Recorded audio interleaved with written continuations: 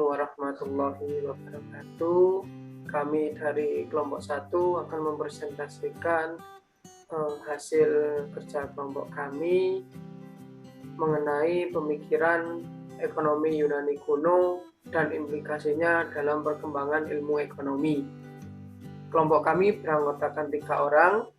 Yang pertama yaitu saya sendiri, Muhammad Arya Pratama dengan NIM 091.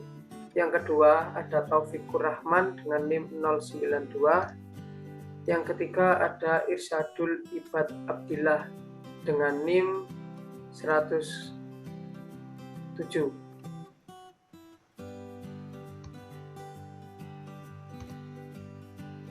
Pendahuluan. Pada materi pendahuluan ini akan dijelaskan oleh rekan saya yaitu Irsyadul Ibad. Dipersilakan. Oke, baik.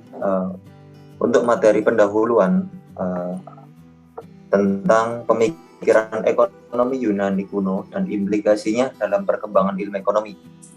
Pengertian ekonomi itu sendiri yaitu dalam banyak literatur, ekonomi disebut berasal dari bahasa Yunani, yaitu oikos atau oiku dan nomos yang artinya peraturan rumah tangga. Dalam kata lain, pengertian ekonomi adalah semua yang menyangkut hal-hal yang berhubungan dalam kehidupan berumah tangga. Secara umum, ekonomi itu sendiri adalah sebuah bidang pengkajian tentang pengurusan sumber daya material, individu, masyarakat, dan negara untuk meningkatkan kesejahteraan hidup. Next.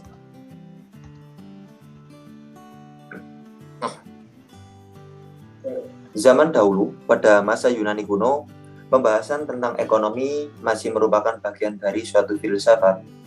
Pemikiran tentang ekonomi pada zaman dulu sering dikaitkan dengan rasa keadilan, kelayakan, ataupun kepatutan yang perlu diperhatikan dalam rangka penciptaan suatu masyarakat yang adil dan makmur secara merata. Dijelaskan pada Delia North 2015 halaman 11 sampai dengan 12. Persoalan ekonomi itu sendiri sama tuanya dengan keberadaan manusia tentunya. Oleh karena itu, manusia disebut sebagai Homo economics, yang artinya manusia sebagai makhluk ekonomi. Konsep awal ekonomi itu sendiri dalam sejarah ditelusuri pada masa Yunani kuno tentunya. Pada masa Yunani kuno terdapat beberapa contoh tokoh yang memberikan sumbangsi tentang pemikiran ekonomi pada zaman dahulu, seperti Plato, Aristoteles, dan Xenophon. Mungkin untuk pembahasan tentang ketiga tokoh nanti akan dibahas di dalam pembahasan. Saya kembalikan lagi. Selanjutnya mengenai pembahasan. Pembahasan mengenai pemikiran ekonomi pada era Yunani kuno. Tokoh-tokoh pemikiran ekonomi pada masa Yunani kuno ada 3, yaitu Plato tahun 427 sampai 347 sebelum Masehi.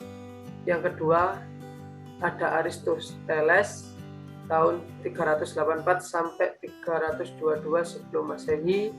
Yang ketiga ada Xenophon tahun 440 sampai 355 sebelum Masehi. Yang pertama yaitu dari Plato. Plato mengenai pemikiran ekonomi ditulis dalam karyanya yang sangat terkenal dengan judul Republik dan Laos. Menurut Plato, kemajuan suatu negara tergantung pada pembagian kerja dan division of labor. Nah, Plato sendiri lahir di Athena, seorang filsuf cendekiawan yang hidup pada keemasan kebudayaan Athena pada abad keempat sebelum Masehi. Plato mewakili dan mencerminkan pola pikir kaum ningrat. Plato sendiri juga merupakan cendekiawan yang ahli dalam bidang ilmu ekonomi, di mana ilmu yang ia kuasai baik ilmu tentang filsafat, hukum maupun pemerintah.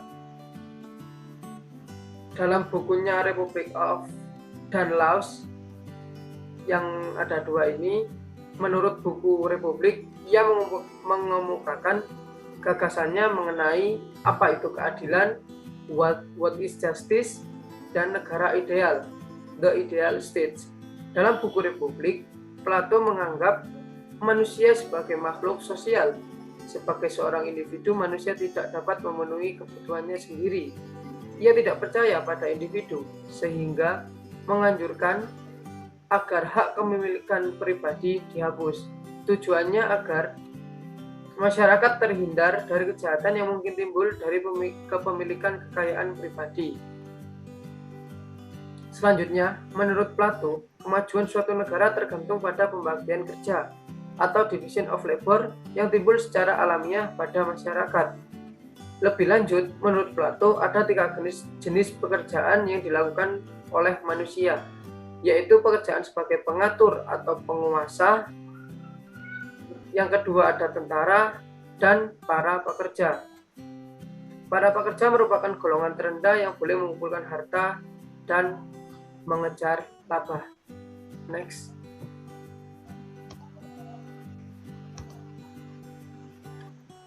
Selanjutnya Aristoteles. Aristoteles mempunyai konsep pemikiran ekonomi yang didasarkan pada konsep pengelolaan rumah tangga yang baik melalui tukar-menukar. Aristoteles membedakan ekonomik dan gramatistik. Ekonomik atau ilmu ekonomi didefinisikan sebagai the art of household management, the administration of one patrimony, the careful husbanding of resource.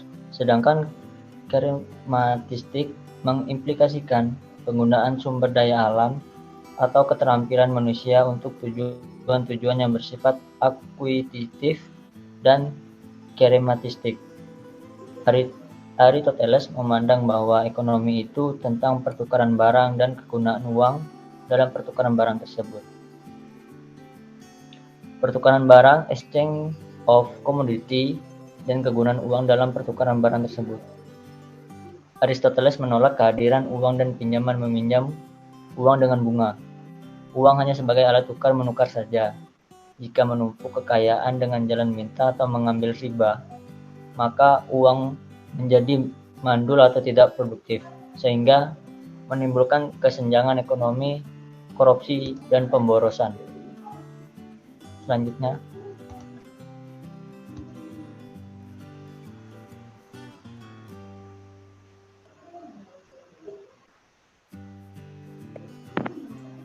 Oke, masuk ke Xenophon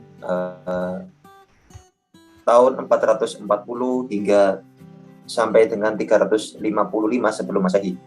Xenophon merupakan seorang pemikir pertama yang menggunakan istilah oikos dan nomos dalam ulasannya yang berjudul yaitu oikonomikos, yang artinya pengelolaan rumah tangga. Xenophon juga memiliki karya utama yaitu On the Means of Improving the Revenue of the State Athens. Dalam bukunya ini, Xenophon menceritakan tentang sebuah negara yang bernama Athena untuk gimana cara memperkaya diri. Dalam bukunya ini, buku karya Xenophon juga menjelaskan bagaimana sebuah negara dapat meningkatkan suatu pendapatannya dengan memanfaatkan kesuburan tanah, keindahan alam, dan juga kekayaan tambang alam seperti halnya emas dan perak. Seperti Plato dan Aristoteles tentunya, Xenophon memandang bahwasanya sektor pertanian sebagai dasar kesejahteraan sebuah ekonomi. Pada masa Xenophon, ia menganjurkan pelayaran dan perniagaan itu dikembangkan oleh sebuah negara jika ingin pendapatan terus bertambah. Dan pada masa Xenophon juga telah muncul pemikiran kapitalisme yang hingga sekarang masih diterapkan di dunia perdagangan. Oke, next.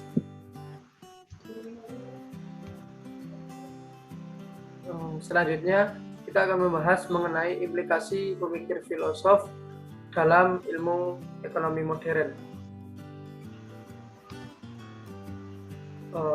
Pada kehidupan Yunani kuno, seperti pemikiran filsafat dan sistem pemerintahan masih diterapkan hingga masa sekarang. Sistem pemerintahan peradaban Yunani kuno adalah negara kota atau city-state yang terdiri dari banyak polis atau kota berdaulat. Dalam buku sejarah Eropa, dari Eropa kuno hingga Eropa modern, karya Wahyudi Jada, terdapat 2 polis yang menjadi representasi polis-polis Yunani kuno. Polis Sparta. Polis Sparta merupakan pemerintahan militeristik untuk mengantisipasi adanya pemberontakan dan serangan dari luar. Polis Sparta dipimpin oleh 2 orang raja sekaligus secara turun-menurun. Pelaksanaan pemerintahannya dilakukan oleh sebuah dewan berisi 5 orang yang bernama Epior. Polis Sparta memiliki dewan rakyat yang berfungsi sebagai lembaga legislatif. Yang kedua, ada polis Athena, di mana dalam menerapkan sistem demokrasi, kekuasaan tertinggi berada di tangan dewan rakyat. Pelaksanaan pemerintah dilakukan oleh 9 orang archon yang berganti setiap tahun. Kinerja para archon diawasi oleh Areopagus atau Mahkamah Agung.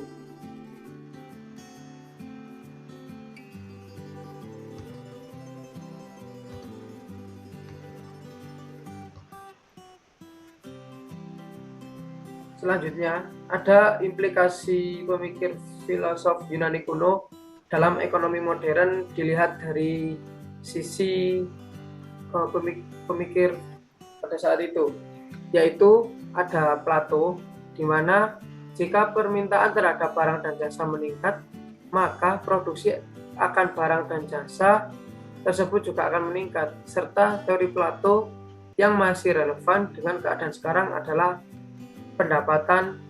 pendapatnya tentang fungsi uang, di mana pada hakikatnya setiap manusia ingin memperoleh barang dan jasa yang sangat banyak melebihi dari kebutuhan sewajarnya, dan hasrat manusia tersebut akan menjadi kendala dalam menciptakan masyarakat yang adil dan makmur. Oleh karena itu, nafsu atau keinginan terhadap barang atau jasa harus dikekang.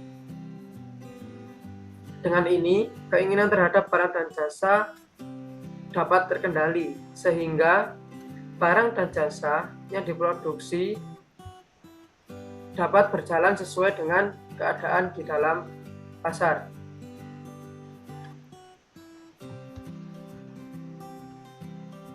Selanjutnya, menurut Aristoteles, ia mengemukakan bahwa uang menjadi alat tukar yang sah dalam melakukan transaksi jual beli barang maupun jasa. Artinya, dari pemikiran tersebut sangat relevan dengan kondisi ekonomi modern saat ini. Uang menjadi alat tukar yang sah dalam melakukan transaksi jual beli barang maupun jasa. Dengan adanya alat tukar yang sah tersebut, maka akan membantu konsumen dalam melakukan pembelian barang atau jasa, dan sebaliknya, membantu produsen untuk mendapatkan keuntungan dari hasil menjual barang atau jasa tersebut.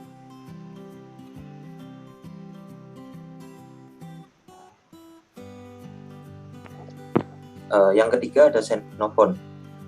Di situ Xenophon menjelaskan bahwasanya sebuah negara dapat meningkatkan pendapatan dengan memanfaatkan kesuburan tanah, keindahan alam, dan juga kekayaan tambang alam, seperti halnya contoh emas dan perak. Kita coba contoh ambil yang keindahan alam. Xenophon pernah meneliti bahwa ada sebuah negara yang bernama Athena, itu merupakan negara dengan wilayah yang sangat indah, dengan posisinya yang strategis. Pemikiran Xenophon ini sangat relevan dengan ekonomi modern yang saat ini, di mana melihat sektor pariwisata merupakan salah satu sektor yang dapat dimanfaatkan sebuah negara untuk memanfaatkan penghasilan negaranya dengan memperkembangkan sektor wisata agar lebih baik, sehingga nantinya banyak wisatawan dalam ataupun luar negeri yang datang untuk berkunjung dan akan menambah devisa suatu negara.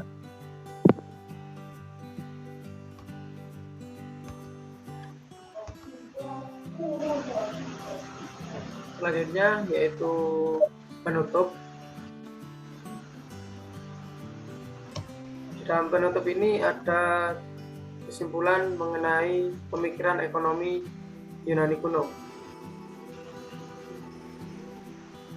Kesimpulannya yaitu sejarah perkembangan tentang pemahaman teori pemikiran ekonomi hingga saat ini terus digunakan oleh pakar-pakar ekonomi di dunia.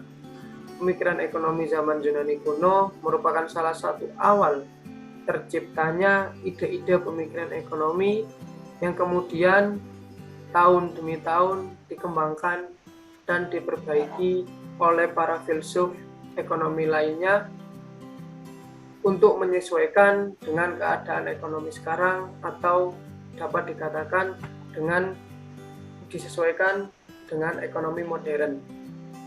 Mungkin sekian presentasi dari kelompok kami. Terima kasih atas perhatiannya. Kurang lebihnya kelompok kami mohon maaf. Wabillahi taufik walhidayah. Wassalamualaikum warahmatullahi wabarakatuh.